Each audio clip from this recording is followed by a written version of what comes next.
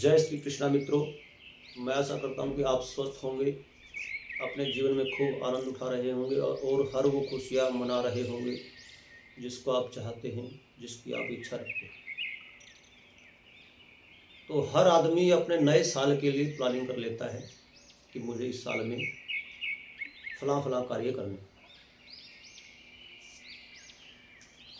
तो अगर आप 2024 में कोई भी प्रॉपर्टी, कोई भी घर, कोई भी फ्लैट लेने जा रहे हैं तो उसके लिए मेरे पास आपको बताने के लिए कुछ 5-6 महत्वपूर्ण बातें हैं जो आपको बहुत ही फ़ायदा पहुंचा सकती हैं, जो आपकी बहुत ही मदद कर सकती हैं। नमस्कार, मैं राजेंद्र शर्मा काफ़ी समय से न्यूमेरोलॉजी और वास्तु के ऊपर काम कर रहा हूं और इस वीडियो में मैं आपको बताना चाहता हूं कि अगर आप कोई भी घर खरीदने जा रहे हैं या कोई भी प्रॉपर्टी खरीदने जा रहे हैं तो उसमें आपको कौन सी 5 बातें देखनी चाहिए, कौन सी 5 चीज़ें कोई भी नया घर खरीदने के लिए वास्तु के अकॉर्डिंग, वास्तु के हिसाब से आपको कौन सी 5 बातें नई प्रॉपर्टी के लिए देखनी चाहिए। तो मित्रों, अगर आप हमारे चैनल पर नए आए हैं तो इसको सब्सक्राइब कर दीजिए ताकि आपको आगे आने वाले वीडियो की जानकारी रहे और आपको नई नई जानकारी मिलती रहे, अच्छी अच्छी बातों का पता चलता रहे जिसको आप अपने जीवन में अप्लाई कर सको, अपने जीवन में जिसको अपना सको और खुशियाँ प्राप्त कर सको, अपने जीवन को आनंदमय, उल्लासमय बना सको। वीडियो को लाइक कर दीजिए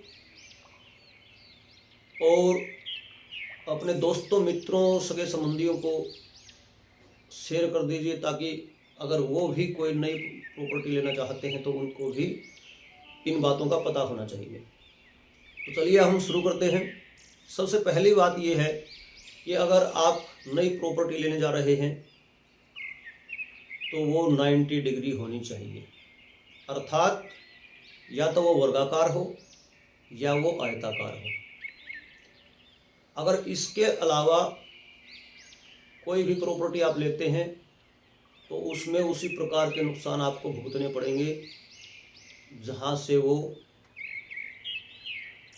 रिडक्शन में है या जहाँ से वो एक्सटेंशन में है, जहाँ से उसके कोने बढ़े हुए हैं या उसके कोने घटे हुए, तो उसी प्रकार से दिशा के हिसाब से आपको नुकसान उठाना पड़ेगा अगर आप आयताकार या वर्गाकार प्रॉपर्टी के अलावा कोई भी प्रॉपर्टी लेते हैं।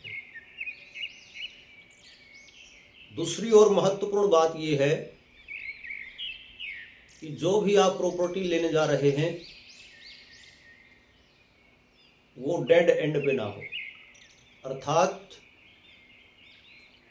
कोई भी गली जो है सीधी जा रही है और उसके अंत में जाकर के सॉलिड दीवार लगी हुई है तो उस गली में भी आप घर ना खरीदें। उसका कारण ये है कि वहाँ से जो है अगर आगे सॉलिड दीवार लगी हुई है तो वहाँ पर जाकर के एनर्जी जो है मृत प्राय हो जाती है, जिसके दुष्परिणाम जो है उस गली में रहने वाले, उस गली में जिन जिन के घर हैं उनको भुगतने पड़ते हैं। तीसरी और महत्वपूर्ण बात यह है, लोग जो है पार्क फेसिंग घर लेकर के बड़े खुश होते हैं। अच्छी बात है कि पार्क फेसिंग घर होगा तो अच्छी हवा आएगी, खुला मैदान होगा सामने, स्वास्थ्य ठीक रहेगा, ये अच्छी बात है।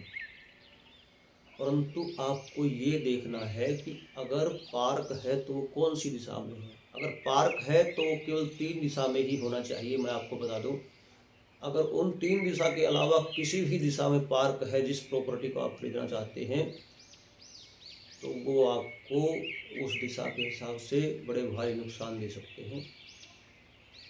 वो 3 दिशाएं हैं, जिस तरफ पार्क हो सकता है, नॉर्थ ईस्ट की तरफ पार्क अच्छा है, वो प्रॉपर्टी आप ले सकते हैं जिसके नॉर्थ ईस्ट में पार्क हो या खुला मैदान हो। दूसरा है ईस्ट, जिसके पूर्व में पार्क हो, पूर्व में खुला मैदान हो, वो प्रॉपर्टी आप बिल्कुल खरीद सकते हैं, उसमें कोई दिक्कत नहीं है। उसके बाद है नॉर्थ अर्थात उत्तर, उत्तर में भी अगर पार्क या खुला मैदान है तो उस प्रॉपर्टी को भी आप खरीद सकते हैं, निसंकोच ले सकते हैं। इसके अलावा अगर आप कोई भी प्रॉपर्टी खरीदते हैं तो उसमें आपको नुकसान होने की संभावना है। वो नुकसान शायद आपको उस टाइम पे ना दिखे या आने वाले 1-2 साल ना दिखे, परंतु ये ज़रूर है कि आपको उसमें नुकसान होने वाला है। अगर नॉर्थ ईस्ट, ईस्ट और नॉर्थ के अलावा अगर खुला मैदान है और पार्क है तो उस प्रॉपर्टी को आप खरीदते हैं तो आपको नुकसान होने वाला है। उसके बाद जो भी आप प्रॉपर्टी खरीदना चाहते हैं, जो भी आप मकान, दुकान या जो भी कोई प्लाट आप खरीदना चाहते हैं, उसका नंबर, जिस प्रकार से हाउस नंबर होता है तो उसके नंबर का टोटलिंग कम से कम जो मुखिया है उसके नंबर के साथ एंटी नहीं होना चाहिए। जिस प्रकार से अगर आपका मूलांक या आपका ड्राइवर नंबर 1 है तो आपकी प्रॉपर्टी का टोटलिंग जो है वो 8 नहीं होना चाहिए। अगर आपका मूलांक या ड्राइवर नंबर 2 है तो 8 नहीं होना चाहिए। अगर 4 है तो 4 या 8 नहीं होना चाहिए। अगर 6 है तो 3 नहीं होना चाहिए। अगर 3 है तो 6 नहीं होना चाहिए। इस बात को आप अच्छे से समझ लें तो वो प्रॉपर्टी भी आपको फायदा नहीं देने वाली। और पांचवी और अंतिम बात यह है कि जो प्रॉपर्टी आप खरीदना चाहते हैं उसमें हवा और प्रकाश जो है अच्छी प्रकार से आ रहा हो, उसमें प्रकाश और हवा की अच्छी व्यवस्था हो, खुला हो। नहीं तो उसमें वास्तु के एप्लीकेशंस करने का भी कोई फायदा नहीं। अगर वो उसमें हवा और प्रकाश जो है, हवा और जो रोशनी है वो ठीक प्रकार से नहीं आ रही है तो उसमें वास्तु के एप्लीकेशन करने का भी कोई फायदा नहीं है। वो उतने अच्छे परिणाम नहीं प्रदान करने वाली है जितने अच्छे परिणाम हम चाहते हैं, हम आशा करते हैं। तो आप इस वीडियो को शेयर कर दीजिए ताकि उन लोगों को भी फायदा हो जाए जो नई प्रॉपर्टी लेना चाहते हैं और जिनको इन बातों का पता नहीं। जय श्री